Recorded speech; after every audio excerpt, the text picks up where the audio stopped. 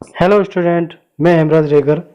आज हम वीडियो के माध्यम से भाषाई कौशलों के विकास के अंतर्गत सुनना, बोलना, पढ़ना, लिखना पढ़ रहे थे, जिसमें भाग 1 श्रवण कौशल के बारे में हमने पिछले वीडियो में पढ़ चुके हैं। आज हम भाग 2 भाषण कौशल के बारे में अध्ययन करेंगे। तो शुरू करते हैं। भाषण कौशल अंग्रेजी में कहते हैं स्पीच स्किल्स। भाषण का अर्थ है मौखिक अभिव्यक्ति या बोलना, अर्थात भाषण को हम मौखिक अभिव्यक्ति या बोलना भी कहा जाता है। जैसा कि एक मनुष्य के द्वारा उच्चारित होने वाले शब्द ही भाषण कहलाते हैं या बोलना कहा जाता है। अंग्रेजी में इसे स्पीकिंग या स्पीच कहते हैं। जब छात्र अपने विचारों एवं भावों को स्पष्ट रूप से प्रकट करने का प्रयास करता है तो उसे भाषण कौशल का सहारा लेना पड़ता है। यानी एक व्यक्ति अपने मन के विचारों को, अपने मन के भावों को व्यक्त करने के लिए भाषण का ही सहारा लेना पड़ता है। उसको बोल के ही अपने विचारों को व्यक्त करना पड़ता है। भाषा कौशल के आधार पर ही उनकी अभिव्यक्ति का मूल्यांकन किया जाता है। अगर किसी व्यक्ति के मन में क्या विचार है और वो अपने विचार कैसे बताएगा, तो उसके लिए उसको बोलना ही पड़ेगा। बोलकर ही अपने विचारों को व्यक्त कर सकता है, तभी हम उसका मूल्यांकन कर सकते हैं। जब एक छात्र सस्वर एवं धाराप्रवाह रूप में बोलते हुए अपने विचारों को प्रस्तुत करता है तो यह माना जाता है कि उसमें भाषण कौशल की योग्यता है। अर्थात एक व्यक्ति जब अपनी बात को, अपने मन के विचारों को बोलकर अच्छे से प्रकट करता है, जिससे श्रोता इस बात को समझ जाता है एवं प्रति उत्तर देता है, तो हम ये कह सकते हैं कि उसके अंदर भाषण कौशल की योग्यता है। मौखिक अभिव्यक्ति व्यक्ति द्वारा बोलकर अपने विचार या भावनाओं को व्यक्त करना ही मौखिक अभिव्यक्ति कहलाता है। मौखिक अभिव्यक्ति, भाषण कौशल एवं बोलना, ये तीनों एक ही है। हम बोलना भी कह सकते हैं, ये भाषण कौशल भी बोल सकते हैं और मौखिक अभिव्यक्ति कौशल भी कहा जाता है। तीनों की परिभाषा एक ही है। अब है भाषण कौशल के महत्व। भाषण कौशल शिक्षण में इसके महत्व को निम्नलिखित रूप से स्पष्ट किया जा सकता है। पहला है, दैनिक जीवन में सभी कार्य भाषण कौशल के आधार पर ही संभव है। जो छात्र जितना अधिक वाक्पटु होता है उतना ही जीवन में सफल माना जाता है। अर्थात अपन अधिकतर बोलकर ही अपने कार्य को संपन्न करते हैं। तो जितना भाषण कौशल में व्यक्ति दक्षता हासिल करेगा उतना ही वो जीवन में सफल होगा या सफलता प्राप्त करेगा। नेक्स्ट है, भाषा कौशल के माध्यम से छात्र द्वारा कठिन विचारों को भी सरलतम रूप से प्रस्तुत किया जा सकता है। मतलब कोई कितनी भी कठिनाइयाँ आए, कितना भी कठिन तथ्य क्यों नहीं हो, कितना भी कठिन विषय क्यों न हो, वो बोलकर उसको सरल किया जा सकता है। और वो फल करेगा जब उसके अंदर बोलने की दक्षता हो, वह भाषण कौशल प्राप्त करता हूँ। नेक्स्ट है, भाषण कौशल के माध्यम से छात्रों के व्यक्तित्व विकसित होता है। कहते हैं ना कि जैसे अपने नरेंद्र मोदी, आज हम उसकी तारीफ क्यों करते हैं? क्योंकि उनके मुख से जो विचारधाराएं अभिव्यक्त होती है, उनकी बातें हम सुनते हैं तो अच्छा लगता है। तो बोलकर ही व्यक्ति का व्यक्तित्व बता सकते हैं, क्योंकि वे प्रत्येक तथ्य का प्रस्तुतिकरण सारगर्भित एवं प्रभावी रूप से करने में सक्षम होते हैं। मतलब है कि कोई भी बात को अच्छे ढंग से प्रस्तुत करने में उनके अंदर दक्षता होती है, एक योग्यता होती है। नेक्स्ट है, भाषण कौशल के माध्यम से बालकों के शब्द भंडार में वृद्धि होती है। ये बात बिल्कुल सही है कि जितना बालक वार्तालाप से, बातचीत से या बात करने से उसके शब्द भंडार में वृद्धि होती है। मतलब जितना वो बोलेगा उतना ही उसके शब्द भंडार में वृद्धि होती रहती है। नेक्स्ट है, अब है भाषा कौशल के उद्देश्य। भाषा कौशल के उद्देश्य निम्नलिखित है। पहला है, छात्रों में अपने भाव एवं विचारों को प्रभावी ढंग से प्रस्तुतिकरण की योग्यता का विकास करना। यानी बालक अपने विचारों को किस तरह से व्यक्त करे और किस तरह से अपने विचारों को एक प्रभावी रूप से प्रस्तुतिकरण दे सके, इसकी योग्यता का विकास करना होगा। दूसरा है भाषण कौशल के उद्देश्य छात्रों में क्रमिक रूप से तथा धारा प्रवाह रूप में बोलने की क्षमता विकसित करना है। यानी छात्रों में किस तरह से बोलना है, कभी तेज बोलना है, कभी धीरे बोलना है, लय में बोलना है, बालागत में बोलना है, यानी बोलने के यानी किस धारा में बोलना है, उसकी क्षमता का विकास करना है। नेक्स्ट है छात्रों में संकोच व झिझक को दूर करके आत्मविश्वास की भावना जागृत करना है। कई बार क्या होता है, छात्रों में बोलने की एक झिझक होती है। उन्हें कई बार छात्र जब हम स्टेज पर उनको बुलाते हैं तो वो अपना आत्मविश्वास खो देते हैं। तो उसी आत्मविश्वास को जागृत करने के लिए हम बालक को बोलने का अवसर देते हैं, जिससे उनके बोलने से आत्मविश्वास जागृत हो। नेक्स्ट है छात्रों में प्रसंगानुसार मुहावरे एवं लोकोक्तियों के प्रयोग की क्षमता विकसित करना है। जब बालक बोलना सीख जाता है तो वो अपनी भाषाओं को एकदम प्रभावी ढंग से बोलने के लिए मुहावरे और लोकोक्तियों का प्रयोग करना सीख जाता है। अब है भाषण कौशल शिक्षण की विधियाँ। बालक की मौखिक अभिव्यक्ति को स्पष्ट, सहज, मधुर तथा प्रभावशाली बनाने के लिए अध्यापक निम्न शिक्षण विधियों का प्रयोग भाषा की कक्षा में कर सकता है। तो सबसे पहले है वार्तालाप।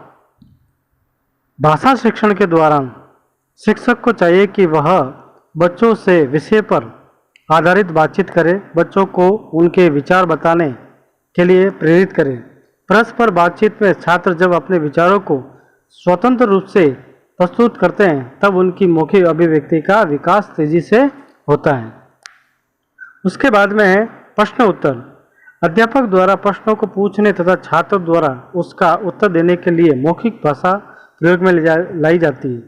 शिक्षक को भाषा की कक्षा में प्रश्न उत्तर विधि का प्रयोग करना चाहिए। यह विधि छात्रों को ध्यान विषय की तरफ लाने में सहायक होती है तथा मौखिक अभिव्यक्ति को भी सुदृढ़ करती है। नेक्स्ट है चित्र वर्णन। चित्रों के माध्यम से भाषा के शिक्षण को रुचिकर बनाया जा सकता है। प्राथमिक स्तर पर बच्चे चित्रों को देखकर उसका वर्णन आसानी से कर सकते हैं। वर्णन के दौरान उनके द्वारा मौखिक भाषा प्रयोग में लाई जाती है, जो मौखिक अभिव्यक्ति के विकास में सहायक होती है। नेक्स्ट है कहानियों के द्वारा शिक्षण। प्राथमिक स्तर पर बच्चे कहानी सुनने में रुचि लेते हैं। यह विधि श्रवण कौशल और मौखिक अभिव्यक्ति कौशल दोनों को एक साथ विकास करने में शिक्षक की सहायता करती है। इस विधि में अध्यापक कक्षा में पाठ पर आधारित कहानी सुनाता है। जब छात्र कहानी सुनकर उसे अपनी भाषा में शिक्षक को सुनाते हैं तो इस क्रिया द्वारा उनके मौखिक कौशल का विकास होता है। नेक्स्ट है कविताओं के द्वारा। कविताओं द्वारा प्राथमिक स्तर पर भाषा शिक्षण को रुचिकर बनाया जा सकता है। बच्चे लयात्मक ध्वनियों, गीतों, कविताओं को सुनना पसंद करते हैं तथा उन्हें ये गीत और कविता बार बार सुनने और बोलने में याद भी हो जाती है। शिक्षक को चाहिए कि छात्रों को इस रुचि का प्रयोग शिक्षण विधि में करें। नेक्स्ट है वाद विवाद।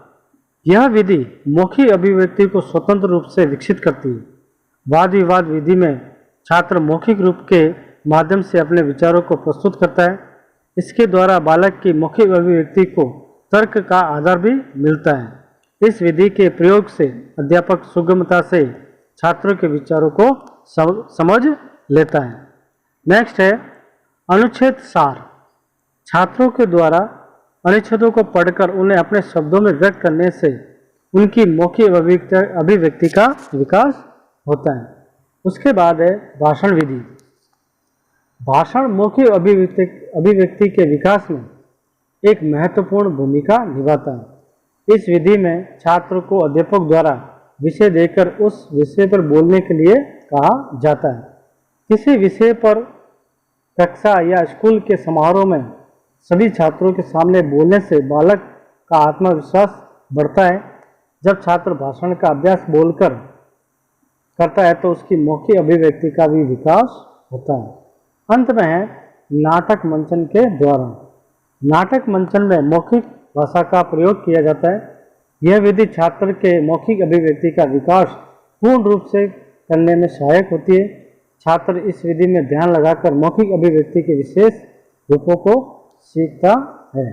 अब आगे भाषण कौशल संबंधी समस्या देखते हैं। अब है भाषण कौशल संबंधी प्रमुख समस्या। कई बार क्या होता है कि बोलते समय या अभिव्यक्त करते समय बहुत सी समस्याएं आती है, जिससे अपने विचारों को अभिव्यक्त संपूर्ण रूप से नहीं कर पाते हैं। भाषा कौशल के विकास में अनेक प्रकार की समस्या भाषा शिक्षक द्वारा अनुभूत की जाती है। इन समस्याओं के कारण ही भाषण कौशल का विकास संभव नहीं हो पाता है। इसलिए छात्रों में सर्वप्रथम भाषण कौशल के विकास हेतु उनके मार्ग की बाधाओं को जानना तथा उन्हें दूर करना एक भाषा शिक्षक का प्रमुख दायित्व है। भाषण कौशल की प्रमुख समस्या निम्नलिखित है, जो इस प्रकार है। पहली है, भाषण कौशल की प्रमुख बाधा छात्र में आत्मविश्वास के अभाव को माना जाता है। सबसे पहली बाधा यही है कि बच्चों में आत्मविश्वास की कमी के कारण वह अपने विचारों को संपूर्ण रूप से अभिव्यक्त नहीं कर पाते, जिसके कारण छात्र अपने कथन में ओजस्विता नहीं ला पाते, यानी वो ओज गुण नहीं आता है। दूसरा है, छात्रों द्वारा अपने भाषण में शब्दों का अशुद्ध उच्चारण किया जाता है। कई बार क्या होता है कि बालक अपने वाक्यों में अपने बोलते समय अशुद्ध शब्दों का उच्चारण करते हैं, जिससे कि भाषा में अर्थ का अनर्थ हो जाता है, किसी शब्द का अनर्थ हो जाता है तथा भाषण की सार्थकता तथा प्रभावशीलता समाप्त हो जाती है। यानी जो एक बात रखने की होती है, वो बात में प्रभावशीलता या प्रभाव वाला जो गुण होता है वो खत्म हो जाता है, फिर उस वाक्य में सार्थकता भी खत्म हो जाती है। नेक्स्ट है, छात्र अपने भाषण में दोषपूर्ण वाक्यों का प्रयोग करते हैं, जिसमें कर्ता, क्रिया, क्रम एवं विशेषण को उचित स्थान नहीं मिलता है। इससे भाषण कौशल दोषपूर्ण हो जाता है। कई बार क्या होते हैं कि बालक व्यक्ति जब अपने वाक्यों का प्रयोग करते हैं तो व्याकरण का ध्यान नहीं लगाते हैं, यानी व्याकरणिक दृष्टि से वाक्यों का प्रयोग नहीं कर पाते, जिससे कर्ता है, क्रिया है, क्रम है, विशेषण है, इनका उचित स्थान नहीं मिलता है और वाक्य दोषपूर्ण हो जाता है और भाषण कौशल दोषपूर्ण कहलाता है।